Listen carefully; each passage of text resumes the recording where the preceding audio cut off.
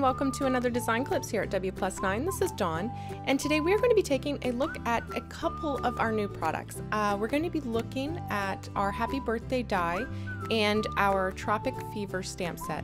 We're also going to throw in a little bit of our Birthday Wishes stamp set and our And Many More stamp set. And I'm going to be making several cards, so let's go ahead and jump right into it. All of the cards today are going to feature this large background stamp included in Tropic Fever. Love this stamp, great geometric pattern. And then on some of them we're going to be using this image here from And Many More. This is just a great set too. You've got this circular sentiment, you've got these confetti half circles that you could stamp once, then turn and stamp the other way to create a full circle. Another variety of that, and then you have these solid images which all of the stamps fit inside of, and you can stack it and create a cake. And there's even the little icing like type thing that you could stamp in between each layer. This again is another really great just all-purpose set. Most of the cards are also going to feature our Happy Birthday die. This is another really good economical die. You've got this large scripty birthday. It's a great size and I love the font. And then you've also got these little labels that die cut happy and to you. So you could either use the resulting square with the negatives popped out, or you could use the resulting letters themselves. Now we're going to be using this large background stamp to stamp our backgrounds, and it's just over a standard A2 card size, so just over 4 1/4 by 5.5 inches. And we want this to cover the entire card base, an entire standard A2 panel or card base. The problem is when you put this into your MISTI and you put your magnet down, your magnet's in the way, so you can't get a full impression from edge to edge. So I'm going to show you a little trick that I use to stamp out my full backgrounds. Now you could put temporary adhesive on the back and then stamp it down, but there's always that chance that the paper's going to lift when you lift the lid back up. So I'm going to show you what I do to give myself a full edge-to-edge impression and also retain the ability to be able to double stamp if I need to, if I didn't get a great impression the first time. I'm going to use a rectangular die to create an L-shaped shim to place up in the corner. So I'm just going to line this up using my grid mat underneath, and I'm going to make sure that I have the same amount of space at the top and at the right side. I'm going to tape it in place, and then I'm going to run that through my Big Shot.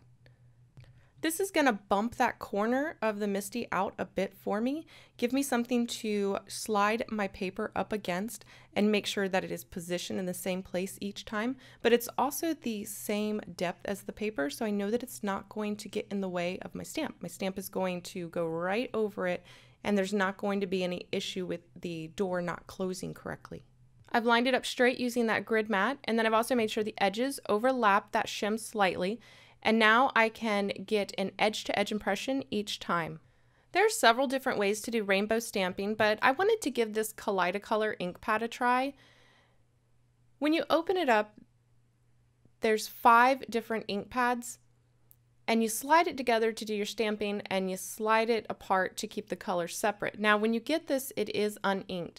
So you just use any colors that you want. You use your ink refills to then ink each of the separate pads. Now you could do this with rainbow, you could do it with ombre, whatever you want. For ours today, I'm using Flamingo, Wild Mango, Apple Teeny, Falling for Blue, and our Bloomsbury.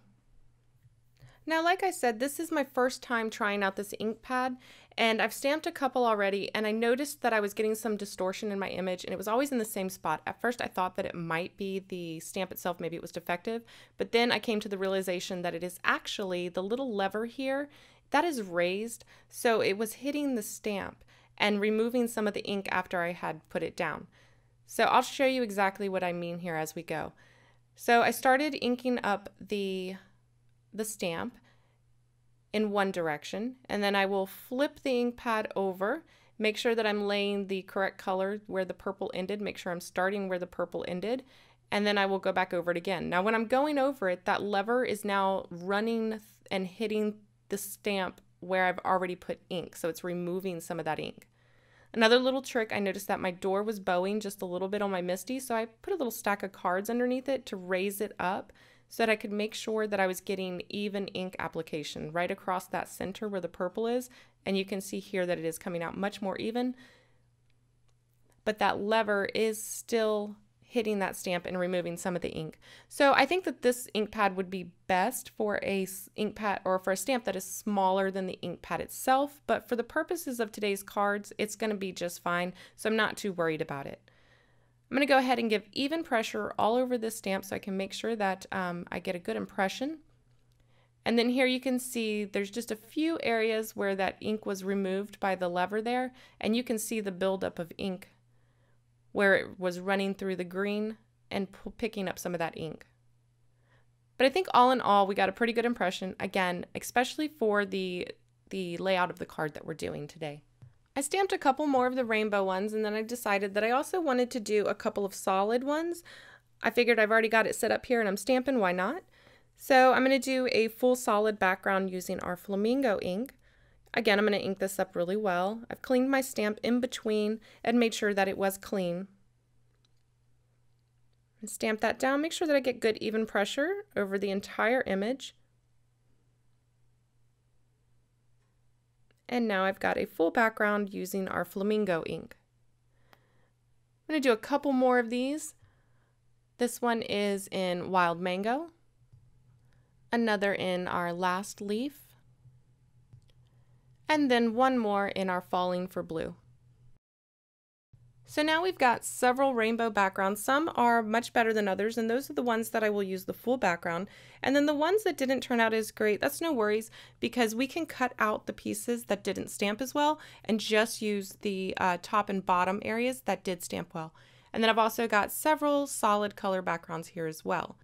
I knew I was going to be making multiple cards, so for the sentiment, I took the Happy Birthday die and ran it through my Big Shot multiple times. I probably ended up cutting about 10 or 12 of these.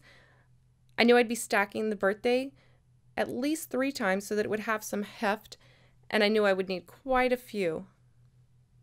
So I went ahead and ran this through, like I said, several times.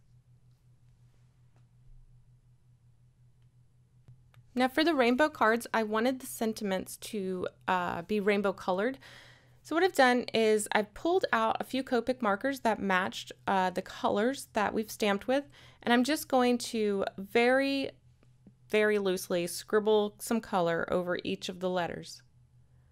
Here you can see me, I'm pausing because I'm not sure. I'm like, this is too dark, but I'm like, it'll do. Okay, so once those are done, I'm actually going to use those letters to replace the letters in another label. So I'm going to pop those out using a piercing tool. And then once they're all popped out, I'm going to put a piece of foam tape across the back of it. And then the foam tape is going to show through the empty letter spaces. Then I'm going to take the colored lettered label and I'm going to line it up right over top of the one with the foam tape. And then I'm just going to use my fingernail to push those letters through and down onto the foam tape underneath. And when I lift away the top layer, I'm left with the rainbow letters stuck in place on top of the foam tape. I'll just do the same thing to the other one, and then I'll create a few more, because remember, we've got a couple of rainbow backgrounds here. But this is by far the easiest way that I found, just poking them straight through, and then I don't have to fiddle with those little individual letters. Again, since I knew I would be creating multiple cards today, I decided to go the quick way for stacking my birthday sentiments, and I'm using some Elmer's Craft Bond spray adhesive here. I just lay it into a little box, spray the back side, and then I will just lay that right over another one,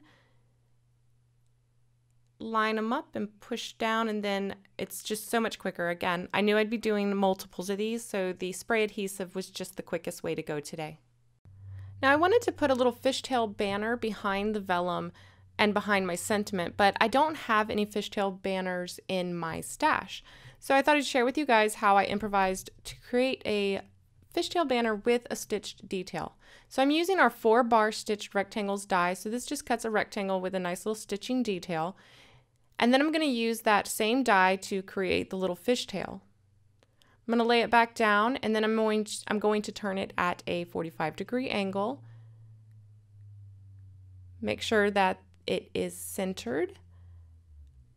And then I'm just going to run this through my die cut again, or through my Big Shot again. I'm not going to run it through my die cut.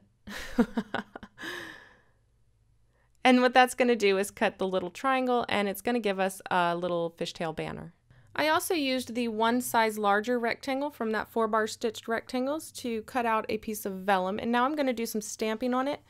I'm also going to be heat embossing, so I want to get it in pretty much the exact spot where I want to do my stamping and heat embossing, but I can't have anything adhered down yet because it would be next to impossible to be doing heat embossing over top of all of that dimension. So I'm going to use the Misty. I'm going to get everything into place. I'm going to use my magnets to hold that vellum in place. Then I'm going to remove all of my other elements, and then I'm going to do my stamping. I'm going to leave my vellum in place. I'm going to close that door, pick up that stamp, and make sure I treat this vellum really well with an anti-static bag. Vellum is notorious for having an excess of static, so I want to make sure that I get a good, clean, crisp, embossed image here. I'll ink that up using Versamark ink. Again, this is a clear sticky ink, and the embossing powder will only stick to the Versamark. I'll add my gold embossing powder, knock off the excess, and then set that with my heat tool. And now it's time to assemble our card. I'm adhering the fishtail banner with some 3M foam tape, and I'm just going to stick that right down in the middle. And then we're going to layer that vellum piece right on top, and we're going to stack all of our sentiments vertically down the center. We're going to adhere everything with foam tape. And then to adhere the vellum to the fishtail banner, I'm going to add some multi-matte medium to the back side right behind the Happy and the 2U labels. I've cut up some 3M foam tape and put it on the back of the birthday, and that's going to fit right in between the Happy and the 2U. So that finishes up this version, and then remember I told you I had a way to use up some of those messed up panels, or the ones that didn't stamp quite as well. All I did was cut along the pattern. I cut out the areas that didn't stamp well. So I just followed the pattern and hand cut it out. I did this for both the top and the bottom, and this will leave me a gap about 2/3 of the way down that I can stamp my sentiment. And for that, I'm going to be using the new Birthday Wishes stamp set. Again, this is a great stamp set. It's $6. It is a perfect one to have in your stash. And just to help me with placement on that, I've lined everything up in my mini Misty, and that'll just make sure that I've got it in just the right place and it works with the design. I'm going to be stamping in our pure color black ink. I'm also going to be doing some heat embossing.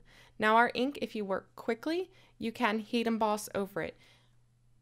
I'm going to go ahead and stamp down that first part of my sentiment wishes, and then I'm going to add the birthday as well. And then we're ready for our heat embossing. For that, I'm going to be using Wow Black Glint. Now this is black with a little bit of black glitter in it. It's kind of hard to pick up on the camera, but it's actually really pretty in real life. I used a generous amount of 3M foam tape to adhere the top and the bottom there. And I always like to take my time when lining something up along the edge there. I like to stick the middle first and then push down the edges. And that usually helps me to get it straight on the first try. And that finishes up our rainbow cards. So you can see here I did 2 with a full rainbow background. I love this card layout. I love everything about it. The colors, I think it's perfect for all ages, for both men and women. It's just, sometimes it can be really difficult to do masculine cards and still make them fun. So I just love this design. This is the split background you can see here. I just finished it off with a sprinkling of sequins. Again, if you left off the sequins, this could be for either a girl or a guy as well. Now remember, we also stamped those solid backgrounds. I wanted to show you guys 2 versions that I created using the Flamingo and the Falling for Blue. So here I used the same layout as I did for the rainbow cards, except for this time I inked, I colored some cardstock with our Flamingo ink and then die cut the Happy Birthday to You from it, and then just added a layer of a little bit of shimmer over the top of all 3. And here's the Falling for Blue background. This one I used the Stitch Circle die from Simon Says Stamp, and again inked some paper with our Falling for Blue, die cut from it, and then added a little layer of shimmer again. I just love this background stamp. I've had so much fun with it. It looks amazing when paired with the flowers, the tropical flowers in the Tropic Fever stamp set, and it looks great used in a more graphic way like this. I want to thank you guys so much for watching. Remember, if you have any questions about anything that you've seen in today's video, you can check the description box below. You can find all the featured supplies at wplus9.com. Again, thank you so much for watching, and I will see you next time. Bye!